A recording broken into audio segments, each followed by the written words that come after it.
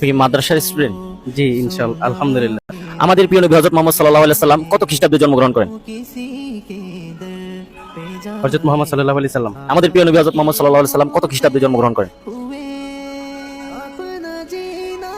বারের আউয়াল আমি বারটা বলিনি, আমি বলছি কত খ্রিস্টাব্দে জন্মগ্রহণ করেন।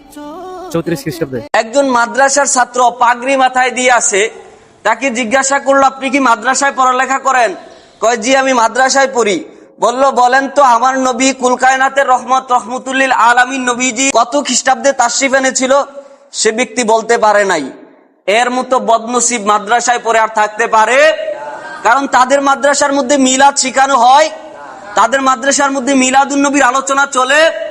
আল্লাহর হাবিব 570 খ্রিস্টাব্দের 12ই রবিউল আউয়াল সোমবারে সুবহে সাদিকের সময় আসছে, এই কথা সত্য না মিথ্যা? হুজুর দুনিয়ার মধ্যে আসছে, এই কথার মধ্যে আমাদের সবার আকীদা আছে না নাই? হুজুর যেমনি ভাবে দুনিয়ার মধ্যে আসছে, এমনি ভাবে হুজুর দুনিয়ার মধ্যে 63 বছর শরীয়তের মধ্যে ছিল কি ছিল না?